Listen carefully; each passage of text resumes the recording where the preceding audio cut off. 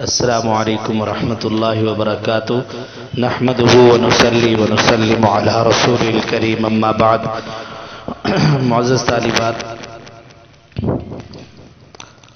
ہم 2 دن سے مرزا کے کردار کے متعلق گفتگو کر رہے ہیں، چونکہ ہمارا مرزائیوں کے ساتھ اختلافات ہے، اسی وجہ سے کہ مرزا قادیانی نے نبوت کا دعویٰ کیا اور حضور صلی اللہ علیہ وسلم کی ختم نبوت پر ڈاکہ ڈالنے کی ناپاک کوشش کی، تو اس لیے اس کے کردار کو اچھے طریقے سے پڑھنے کے بعد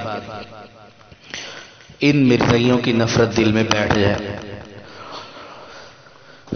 دیکھیں، جو بھی نبی ہوتا ہے، جہاں لوگوں کو اللہ تعالیٰ کی اطاعت اور فرمانبرداری کی طرف وہ بلاتے ہیں نبی انبیاء، وہاں خود بھی کثرت سے اللہ کی اطاعت اور فرمانبرداری اور عبادت اور اللہ کی ریاضت اور اللہ کی فرمانبرداری کرتے ہیں۔ انبیاء کرام علیہم الصلاۃ والتسلیم کا کیا کہنا، وہ تو بڑے درجے کے تھے۔ اولیاء اور نیک لوگ بھی ایسے گزرے ہیں جن کے آپ نے واقعات سنے کہ ایک ایک رکعت میں پورا قرآن پاک پڑھ دیتے تھے، ساری رات عبادت میں گزارتے تھے، جبکہ اس قادیانی کی عبادت کا حال ایک عام مسلمان سے بھی گزرا تھا۔ مرزا قادیانی کی عملی حالت کو دیکھیں اور فیصلہ کریں کہ کیا ایسا شخص ایک امام بننے کے بھی قابل ہے، چاہے جائے کہ وہ نبوت اور رسالت جیسے اعلیٰ عہدے پر جو ہے وہ فائز ہو۔ دیکھیں جی، مکتوبات احمدیہ کے اندر مرزا خود لکھتا ہے کہ قریب 6-7 ماہ یا زیادہ عرصہ گزر گیا کہ نماز کھڑے ہو کر نہیں پڑھی جاتی اور نہ بیٹھ کر اس وضع پر پڑھی جاتی ہے جو مسنون ہے، اور قرات میں شاید قل هو اللہ احد بمشکل پڑھ سکوں، یعنی یہ اس کی حالت ہے۔ اور اس کو قرآن پاک بھی نہیں آتا تھا۔ سیرت المہدی کے اندر اس کا بیٹا لکھتا ہے کہ حضرت مسیح موعود کو قرآن پاک کے بڑے مسلسل حصے یا بڑی صورتیں یاد نہ تھیں۔ دیکھیں، یہ اس کے حافظے کی حالت تھی،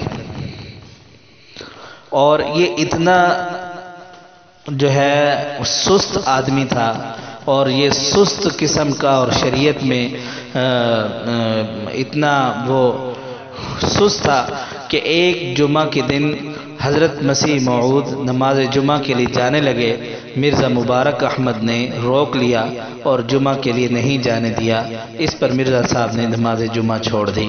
یہ مرزا مبارک احمد، یہ مرزا غلام احمد قادیانی کا بیٹا ہے، اپنے بیٹے کی خاطر اس نے نماز جمعہ چھوڑ دی۔ دیکھ لو، روزے جب مسیح موعود کو دورے پڑنے شروع ہوئے مرگی کے، تو آپ نے اس سال سارے رمضان کے روزے نہیں رکھے، دوسرے سال 8-9 روزے رکھے، باقی چھوڑ دیے، تیسرے سال 10 یا 11 روزے رکھے، باقی چھوڑ دیے، پھر اس سال کے بعد جتنے سال زندہ رہے کبھی بھی روزے نہیں رکھے۔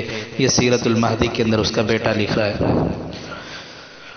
اللہ اکبر! کیا اس نے حج بھی کیا؟ حضرت مسیح موعود نے حج نہیں، اعتکاف نہیں کیا، نہ حج کیا نہ اعتکاف کیا، زکوٰۃ نہیں دی، تسبیح نہیں رکھی۔ یہ سیرت المہدی کے اندر لکھا ہوا ہے کہ نہ اس کے پاس تسبیح ہوتی تھی، نہ اس نے کبھی زکوٰۃ دی، نہ کبھی حج کیا، نہ اس نے جو ہے اعتکاف کیا، کوئی عبادت سے اس کی زندگی بالکل خالی تھی۔ یہ چند باتیں آپ کے سامنے رکھنا اس لیے ضروری ہے کہ جو ہے خود مرزا قادیانی، اس سے اس کے متعلق سوال کیا گیا۔ مرزا قادیانی کا لڑکا بشیر احمد ایم لکھتا ہے کہ ایک دفعہ مرزا صاحب میاں رحیم بخش کے ساتھ سیر کر رہے تھے، تو اس نے پوچھا کہ حضرت آپ سیر کرتے ہیں، ولی لوگ سنیں شب اور روز یعنی دن اور رات عبادت الہی کرتے ہیں، آپ یعنی مرزا قادیانی نے جواباً فرمایا ولی اللہ 2 طرح کے ہوتے ہیں، ایک مجاہدہ کش یعنی مجاہدہ کرنے والے، جیسے حضرت بابا فرید گنج شکر رحمہ اللہ، اور دوسرے محدث جیسے ابو الحسن خرقانی، مجدد الف ثانی رحمہ اللہ، دوسرے قسم کے ولی بڑے مرتبہ کے ہوتے ہیں، اللہ تعالیٰ ان سے اکثر کلام کرتا ہے، میں ان میں سے ہوں۔ اب دیکھیں یہ کہہ رہا ہے کہ یعنی اتنا تو مان رہا ہے کہ ولی جو ہے وہ عبادت کرتے ہیں، تو کیا مجدد الف ثانی اور یہ لوگ جو ہے کیا عبادت نہیں کرتے تھے؟ کیا انہوں نے کبھی روزے نہیں رکھے تھے؟ تو دیکھیں جی یہ اس کے حالات تھے۔ پھر انبیاء کرام علیہ الصلوۃ والتسلیم کی خصوصیات میں سے خوبی یہ بھی ہے کہ ان کا مقدس وجود تہذیب اور اخلاق، صبر اور تحمل کے پہاڑ ہوا کرتا تھا، اور کسی کی سخت کلامی پر بھی اخلاق کا دامن ہاتھ سے نہیں چھوڑا، اور نافرمان قوم کو بھی انبیاء نے بڑی میٹھی زبان کے ساتھ اور بڑے حوصلے کے ساتھ جو ہے راہ راست پر لانے کی کوشش کرتے رہے، لیکن اس کے برعکس اس گندے اخلاق کے مالک مرزا قادیانی، اس کے اندر اخلاقی کمزوریاں، نکتہ چینیاں، بدگوئیاں اور بدکلامیاں، یہ سب کچھ اس سے بھرا ہوا تھا۔ مرزا قادیانی نے مختلف مذاہب کے لوگوں کو جو گالیاں دی ہیں ان کی فہرست بہت لمبی ہے، لیکن یہاں آپ کو یعنی تھوڑا سا بتا دینا چاہتا ہوں تاکہ آپ کے ذہن میں بھی اس کی غلاظت جو ہے اتنی آ جائے، اتنی نفرت ہو جائے اس سے اور اس کے ماننے والوں سے کہ ہمارے دل جتنی ان سے نفرت ہوگی اتنا ہی ہماری محبت حضور صلی اللہ علیہ وسلم کے ساتھ بڑھے گی۔ انوار اسلام اس کے اندر لکھتا ہے کہ جو ہماری فتح کا قائل نہیں ہوگا تو صاف سمجھا جائے گا کہ اس کو ولد الحرام بننے کا شوق ہے، یعنی زنا کی پیداوار بننے کا شوق ہے، اور وہ حلال زیادہ نہیں ہے معاذ اللہ۔ آئینہ کمالات اسلام کے اندر لکھتا ہے کہ ہر شخص میری دعوت کی تصدیق کرتا ہے اور مجھے قبول کرتا ہے، مگر کنجریوں کی اولاد نے میری تصدیق نہیں کی۔ استغفر اللہ۔ دشمن ہمارے بیابانوں کے خنزیر ہو گئے اور ان کی عورتیں کتیوں سے بڑھ گئیں معاذ اللہ۔ یہ ایک مسلمانوں کو جو ہے گالیاں، یہ عام مسلمانوں کو گالیاں دے رہا ہے۔ علماء کو گالیاں کیا دیں؟ دیکھیں جی، یہ دنیا میں سب جانداروں سے زیادہ پلید اور کراہت کے لائق خنزیر ہیں، مگر خنزیر سے زیادہ پلید لوگ وہ ہیں جو اپنی نفسانی جوش کے لیے حق اور دیانت کی گواہی کو چھپاتے ہیں۔ اے مردار خور مولویوں اور گندی روحو تم پر افسوس، اے اندھیرے کے کیڑو معاذ اللہ۔ زمین میں رسالہ انجام آتم اس کے اندر اس نے لکھا۔ پھر کہتا ہے بعض سجادہ نشین اور فقیری اور مولویت کے شتر مرغ، یعنی اس طرح کی گندی زبان اس کی تھی۔ عیسائیوں کو اس نے گالیاں دی۔ یہ مردہ پرست لوگ یعنی عیسائی کیسے جاہل اور خبیث طینت ہیں۔ اور پھر کہتا ہے اس سے اس مردار اور خبیث فرقہ یعنی عیسائیت نے جو مردہ پرست ہے، اس طرح دیگر قسم کے لوگوں کو اس نے گالیاں دی۔ قادیانی کتب میں مختلف مذاہب کے لوگوں کو جو ہے جو گالیاں دی گئی ہیں ان کی تعداد سینکڑوں میں سے تقریباً 100 سے زیادہ ہے۔ اسی طرح اس کو حضرت مولانا نور محمد سہارنپوری نے اپنی کتاب مغلظات مرزا میں جمع کر دیا۔ اس کی اپنی باتوں میں بھی تضاد ہوا کرتا تھا، تناقضات ہوا کرتے تھے، کبھی کچھ کہتا اور کبھی خود اس کے خلاف کہہ دیتا۔ آپ دیکھیں جی، نبی کے جو کلام ہوتا ہے اس کے اندر کبھی بھی تناقض نہیں ہوتا۔ انبیاء کا کلام جو ہے وہ اللہ کی جو ہے وحی کے یعنی وحی کے ساتھ ہوتا ہے، جیسے میں نے کل عرض کیا تھا۔ دیکھیں جی، یہ کہتا ہے مہدی ہونے کا اس نے دعویٰ کیا۔ یہ وہ ثبوت ہیں جو میرے مسیح موعود اور مہدی معہود ہونے پر کھلے کھلے دلالت کرتے ہیں۔ تحفہ گولڑویہ کے اندر جو ہے اس نے لکھا۔ اب مہدی ہونے کا انکار کر رہے، کہہ رہے محققین کے نزدیک مہدی کا آنا کوئی یقینی امر نہیں۔ اب دیکھیں یہاں سے اس کا جھوٹا ہونا ثابت ہو گیا۔ اسی طرح یہ مسیح موعود ہونے کا اقرار کرتا ہے، کہتا ہے وہ مسیح موعود جس کے آنے کا قرآن کریم میں وعدہ کیا گیا ہے، یہ عاجز ہی وہ مسیح موعود ہے۔ ازالہ اوہام کے اندر اس نے لکھا۔ اسی ازالہ اوہام کے اندر اس نے کیا لکھا؟ اس عاجز نے جو مسیح موعود ہونے کا دعویٰ کیا ہے، جس کو کم فہم لوگ مسیح موعود خیال کر بیٹھے ہیں، میں نے ہرگز یہ دعویٰ نہیں کیا کہ میں مسیح ابن مریم، معاذ اللہ۔ دیکھو جی، یہ اس کے حالات ہیں۔ اور نبی اور رسول ہونے کا اقرار کیا، کہتا ہے ہمارا دعویٰ ہے کہ ہم رسول اور نبی ہیں۔ اب اس کا انکار کر رہے، کہتا ہے مجموعہ اشتہارات کے اندر، جیسے میں نے پہلے بھی اس کا حوالہ دیا تھا کہ میں نہ نبوت کا مدعی ہوں اور نہ ہی معجزات، ملائکہ اور لیلۃ القدر وغیرہ کا منکر، یعنی میں ان کا منکر نہیں ہوں۔